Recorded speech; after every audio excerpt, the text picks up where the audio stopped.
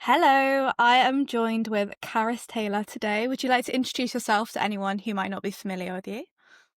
Hi, I'm Karis. I make pop music, I guess, alternative pop. And yeah, I write songs. Yeah, that's Nice. probably pretty much it. I like to do a little game sort of thing to start off each episode. Just some questions that people have sent in actually, and some that I'm just nosy and want to know, but it's just an idea for people to get to know you better if they're not familiar with you. First one was sent in, favorite pasta shape. Oh, I'm not gonna lie, I have to be really basic and say spaghetti because I love a spag bowl. Yeah, I mean, rate it. Go-to drink. Like alcoholic or just any drink. You tell me what's your go-to. I think, you know what? I like a peach iced tea, but you can't No. go wrong. Um, dream pet. I'm such a cat person, so it would have to be a cat. And I mean, I love Jojo. I've got a tabby cat, but I would love a ragdoll because they're just so like fluffy and yeah. My housemate's cat's just moved in and I've been missing my cat and it's just the loveliest thing. I'm also very much a cat person. I Oh, love cats so much. So I agree. Just all the cats. Favorite item that you have in sight right now? you know what? There's so many things like, oh, you know what? My guitar. Let me get my guitar. This is my Lovely. baby. Yeah. And last one, a song that you've been loving at the moment. Ooh. Um, I'm loving Carry Me Ohio by Sun Kill Moon. Very nice. So the first thing I like to ask everyone who comes on the podcast is what their earliest memory of music, the first time you consciously remember music. Ooh. Well, every Christmas, my family had this like kind of like a Christmas concert that like everyone would take part in. And I thought that was something that like all families did. Like but yeah, my dad's a musician. Um and my granddad also really likes music and like my uncles. So it's like on both sides of my Mm. family, there's just a few musicians here and there. And so every Christmas we would just all like practice and rehearse some songs to like play to the rest of the family. Um and yeah, that's probably the earliest memory. And from there, so how did your journey into music happen, like growing up to sort of where you are now? Um Well, you know what? I said in like an interview recently that I wrote my first song when I was 13. Then my dad told me the other day that I apparently wrote songs when I was literally like 3 years old. And he like sung one back to me, that I wrote about like, I don't know, the stars or something. But I think it's definitely my dad who kind of encouraged it the most, and he would just Mm. like play the guitar to me. I mean, he taught me how to play guitar. The first song I learned was like 15 by Taylor Swift when I was like 8 years old. Um, but yeah, I really remember he would just be playing like the guitar and like trying to get me to like write something on top of it or like sing with him. Um, and yeah, so I think that's sort of like how I started getting into it when I was younger, and I would take part in like the talent shows and stuff. And then in school, I kind of got into musical theatre. Like I was a bit of a theatre kid, and for a while I Right. thought that's what I wanted to do because I love doing drama.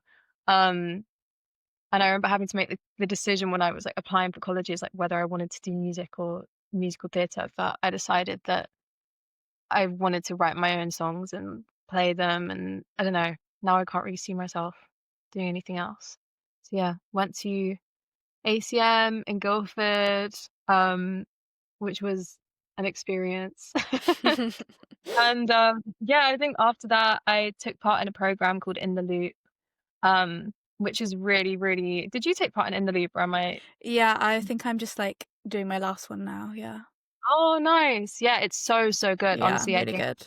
that In the Loop, it just like, if anyone doesn't know what it is, it's like a music program for young people to meet people in the industry, and you sort of get to keep those people as contacts, and you get their emails, you get to learn all about their journeys.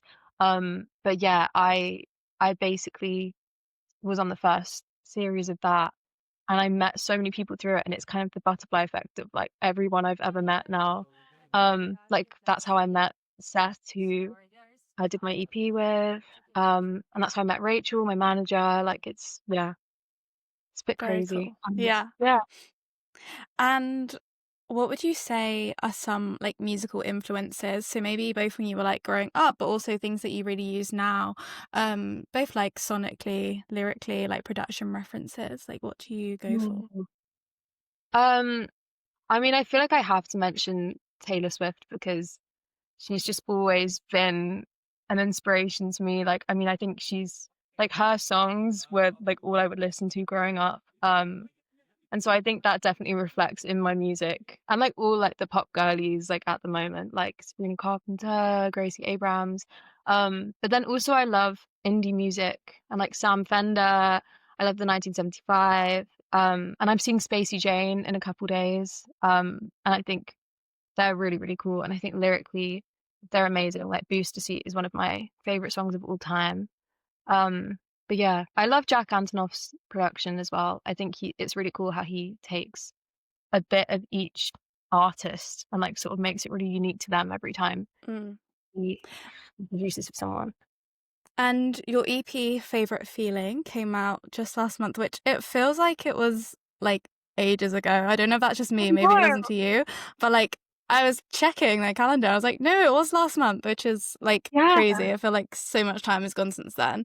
I know. Um, do you want to talk a little bit about like the theme of the EP, just generally like what inspired like each song kind of writing, like the live process? Yeah, of course. I mean, I think the whole EP is just really based on some embarrassing experiences that I've just had to I mean, I think writing it was very, very therapeutic, and it was trying to, like, unpack all these, like, humbling things that have happened to me, that have also happened to, like, so many different people I've discovered, like, since releasing the songs.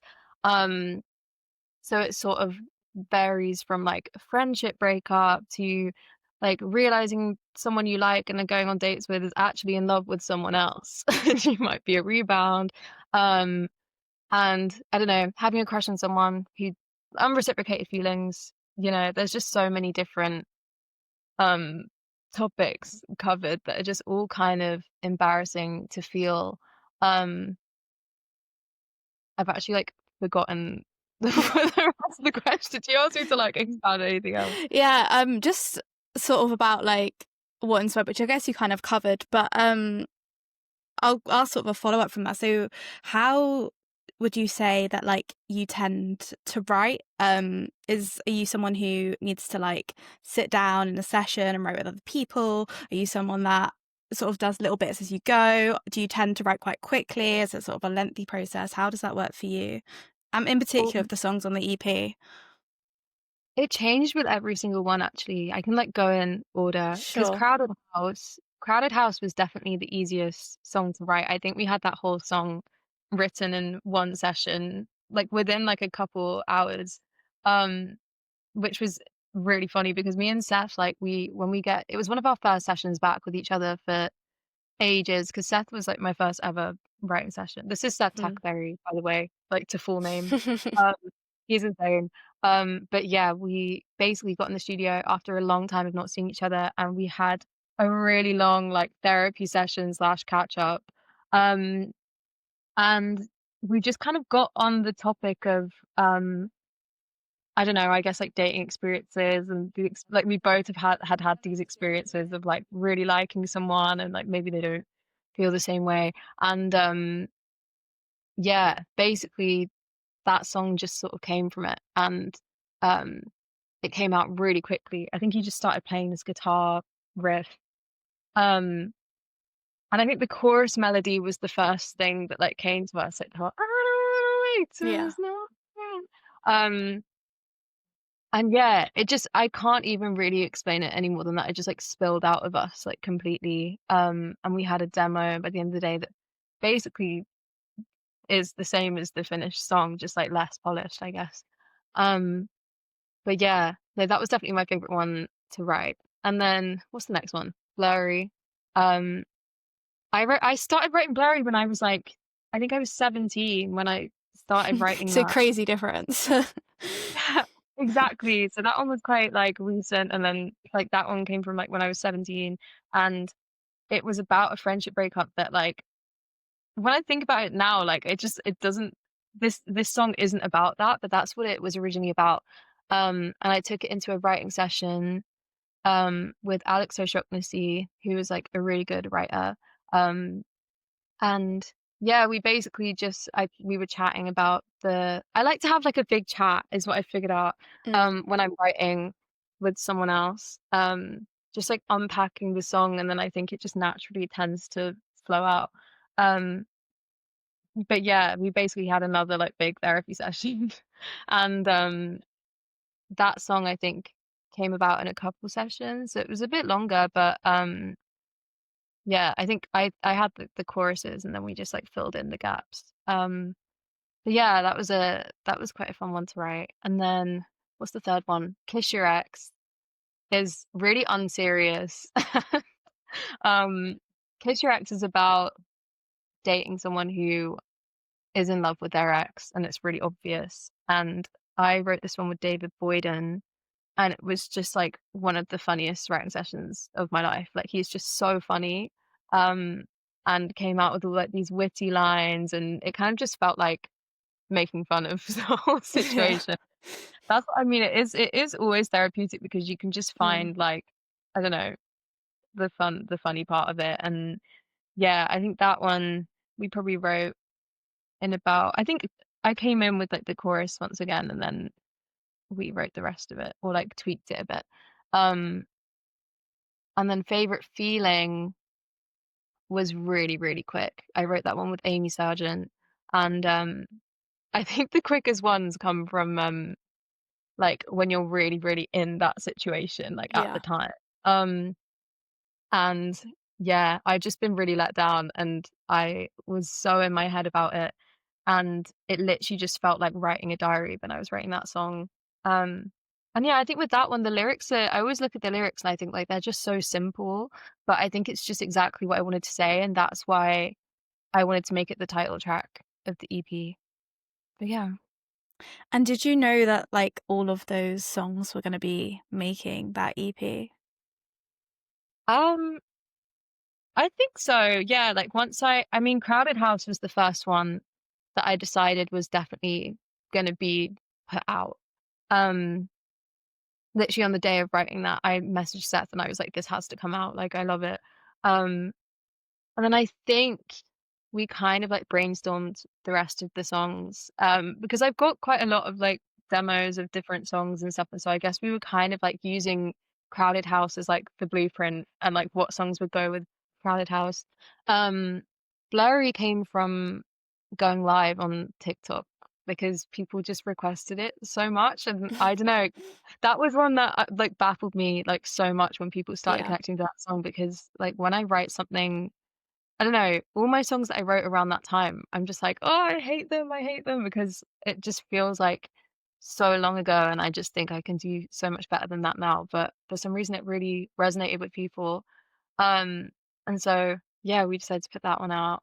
Um, I think Kiss Your Ex lots of my friends have just told me that it was, like, one of their favorite songs, and I don't know, I think it kind of matched the themes of the EP, and so, yeah, decided to put that one out.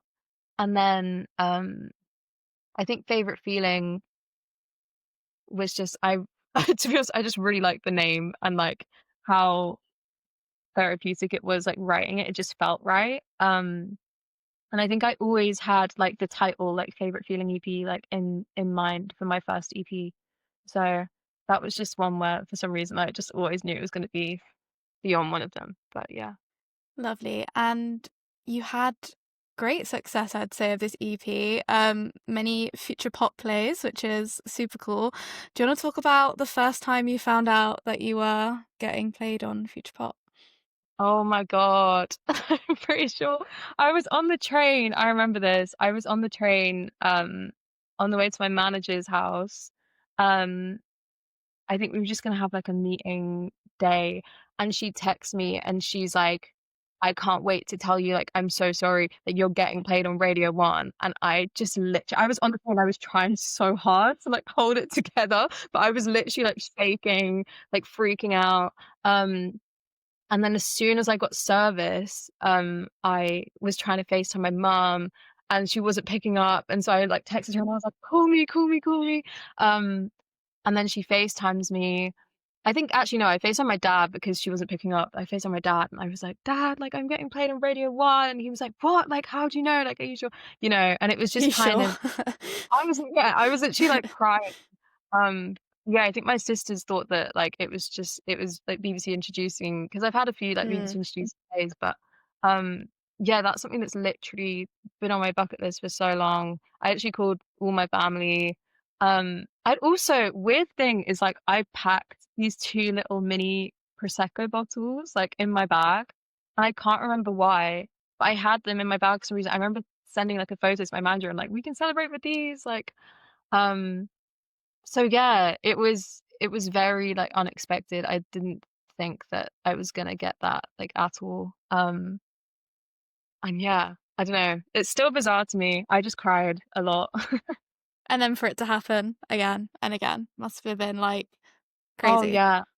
I think the craziest one was Blurry because I didn't that's the main one that, like, I didn't expect because it's such a slow song, and Mm. we literally wrote it off, we sent it to them, and we were like, "Yeah, we're probably they aren't gonna pick this up because it's just really depressing and, like, not a radio song." But they played it, so yeah, shout out to Maya Best for playing Glory. Lovely. And do you wanna talk a little bit about, why you chose the cover that you did for the EP? 'Cause I think it's quite different to what your sort of previous vibe was going for, so sort of Oh, what yeah. influenced that? I just love, Molly McKay. Like, I've always she's the photographer, who I did that shoot with. Um, and yeah, to be honest, I just made a Pinterest board of, like, what all the songs sounded like to me, and we had all these, like, kind of, like, hazy images, and Mm. for some reason, the EP has always been, like, pink in my head. I don't know if it's because of, like, the favorite feeling. It just feels like I don't know, I wanted kind of that red herring of it to seem like it's, like, a love EP, like, all the songs, like, themed about love, but really it's, like, the opposite. Um, but yeah, I guess it's kind of, um, inspired by this Pinterest board I had of all these, like, hazy, like, night shots, but it was such a fun shoot, and it was, like, pouring with rain as well. We were just, like, in Shoreditch Park. Um and Molly, bless her, like, had this, like she literally was, like, completely, like, covered in, like, this raincoat, and it was I could just see her camera and, like, not her face. Um, but yeah, no, it was a really fun shoot, and she's so talented because she just knows exactly how to get the shot. Because I think I was, like, on I think I was knelt on a bench or something, and I, like, was, like, leaning over it as if it was a balcony. Um, like, she just had that in her mind, and she was like, "This will look really good," and it did, and yeah, it's exactly how I pictured it. Perfect. This is a big question, but I like to ask it. What's your favorite part of what you do? Oh. Maybe it's a bit of an evil question, and maybe there's a few answers. Yeah, there's definitely a few answers. I think there's so many. I mean, playing live, I love playing live. I love playing my songs live. And just I don't know, seeing how the songs, like, resonate with people. And I think the energy you get from a crowd is, like, an energy like no other. Like, it's genuinely my favorite thing to do. And so I think that's definitely, like, one of my favorite parts of it. And, like, actually seeing people, like, I don't know, wanting to come and, like, listen to these songs and, like, knowing the words, like, that's the most insane feeling in the world that, like, something that's, like, come out of my brain is now, like, being sung from, like, someone else. Mm. Um, and yeah, I think the other part of it is probably, I love the writing process, and seeing a song kind of go from, I don't know, a couple lines that you're kind of maybe speaking in gibberish to, like, a whole big world of a song, I guess. And yeah, I don't know, the therapy sessions, like, connecting with people. I think connecting with people in all aspects is probably my favorite thing that's come from doing music, is probably how to, like, round it off as a whole, but yeah. And With playing live, someone wanted to know if you like what before a live performance looks like. So I guess maybe they're asking if you have any like pre-show rituals or anything like that. Ooh, I have this like it's like a cough syrup type thing that I got from this like Chinese medicine center. I think it's called, what is it called? Like Pipacoa I don't know what it's called. That's probably not how you say it. But it's actually like the stuff of miracles. Like it's like honey but better for your voice. And so I always have that with me. Um and then usually I do some sort of like vocal warm up. Um yeah, like 15-minute Jacob's Vocal Academy. Um, yeah, I mean, I think in terms of pre-show rituals, I'm just kind of like too in my head to remember, to be honest. But lots of pacing. I mean, it's like I don't really get that nervous. It's more just Mm. like, I don't know, I've just got lots of like adrenaline.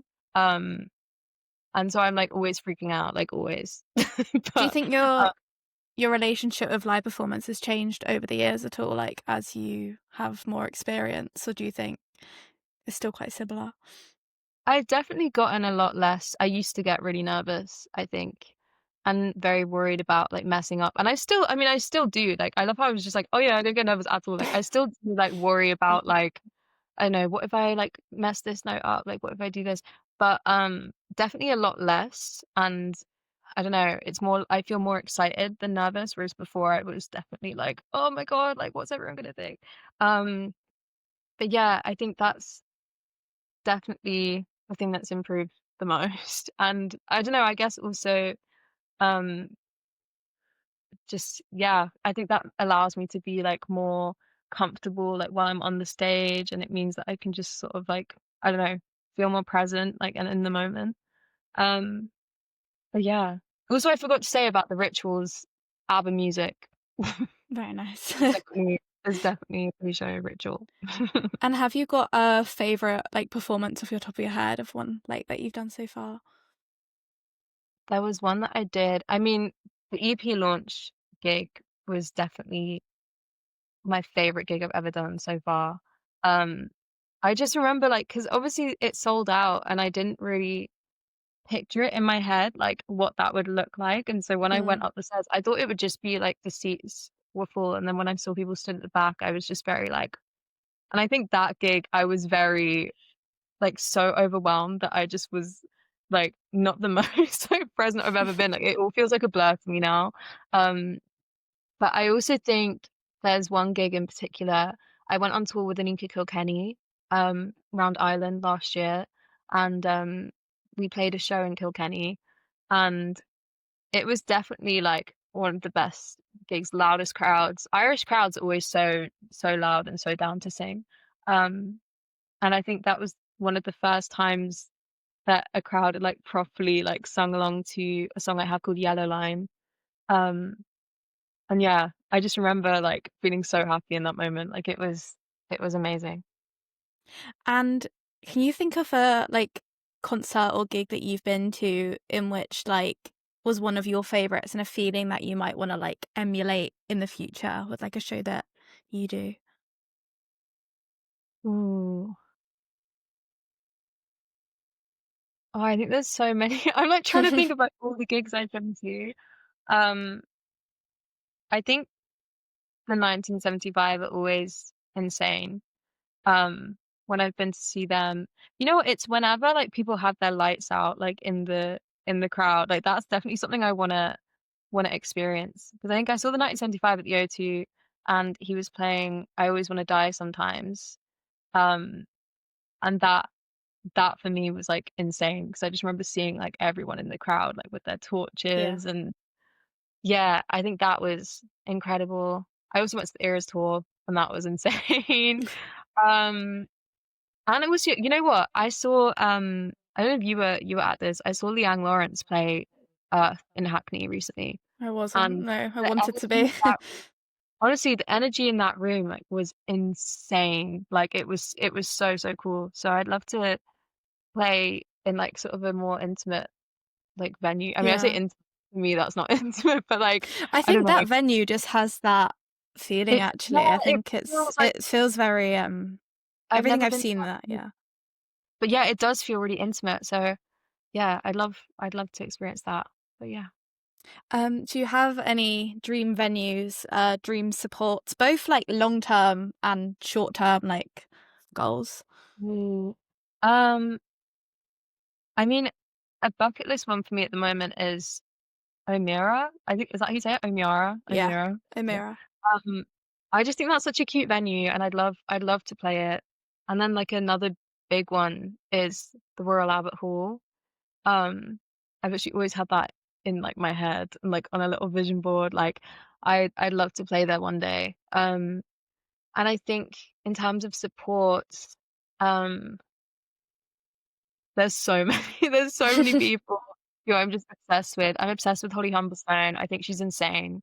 Um, I think Spacey Jane are also really cool. Love them. Carol Adez is insane. There's so many people who I'm like a massive fan of. So any of the pop Really? girlies. Rachel Chinariri, oh my God, that's probably the main one. I'm obsessed with her. I like begged her. I begged her on Twitter to support her last year. You just gotta Mm. keep going one day. Um, and someone that you would love to collaborate with, both maybe like just as a live performance, but then also someone that you would potentially love to have feature on a song or feature on theirs. I think role model. I love role model. I think he's cool. Um, yeah, I think Very I'll go. nice. Yeah. Something I like to ask every episode is about an industry struggle that you in particular may have faced, or like something that you think should be highlighted, like in the music scene at the moment. Um, I mean, there's so many. Yeah, that is like, You can go for a few. yeah. I mean, I think the obvious one is that like there's so many small artists who are like paying, like working to be able to afford their own music to be Mm. released.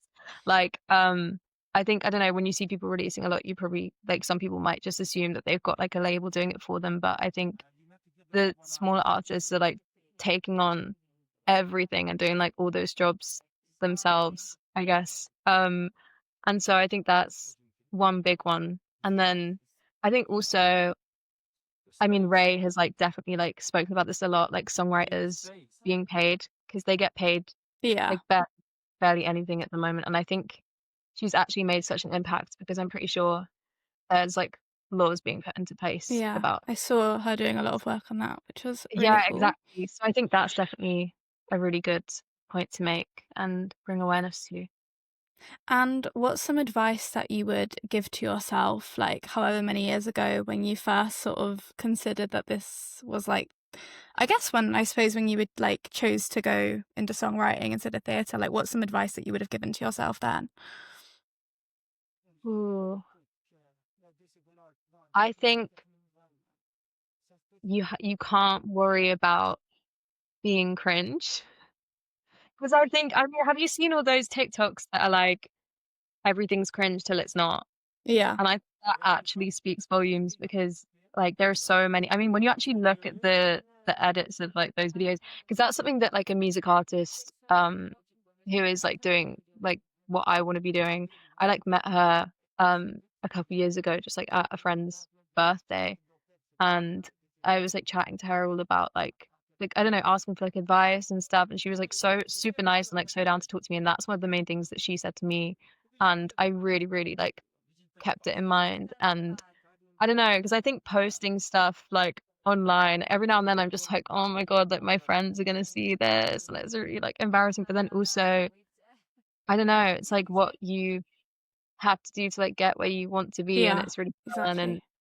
I don't know, I think no one is actually judging you like as much as you think. Like everyone's worrying about themselves. And so I think that's something that I would say to myself, because I think a few years ago I was very in my head and worried about what people would think of me. That's probably the And main thing. I think you're doing like a great job of that because I know like you go live on TikTok quite frequently, which is I know something that a lot of people were like scared to do. But I think you've built like a great sense of community through that. Oh, Someone wanted to know what your reaction was when you found out that you had a HQ page created for you. oh my God. That was, you know what? I genuinely thought that that was one of my friends, like doing, like I didn't realize it was an I couldn't process that it was like actual people who had like Mm. made this dedicated to me. I think that's like insane. And I'm so grateful to Molly and Veronica.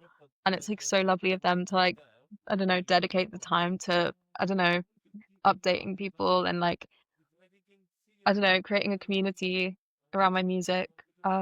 Yeah, love them for And you that. also you created zines that you sent out after your you sent them Oh, like you did yeah. them for your EP release show and then sent them out. What made you want to do that? You know what? I've just always wanted to do it. I can't really think of why. I think, oh, you know what? Actually, I can think of why. I've got this one by Griff on my wall. And I just remember because I think I ordered her CD, and it came with this like in it. Yeah. And it's just, I mean, I don't think it's a zine. I think it's like a little lyric book, but I think that's what struck the inspiration for me. I was like, I want to make a little lyric book with like the behind the scenes of each song and yeah, just something physical for people to take home from the gig. And yeah, I think that's something I've had in mind like ever since I started doing the EP. So I'm glad that it actually happened. Are you quite creative like in terms of like making your merch and like things like that? Is that something that you like to get involved with?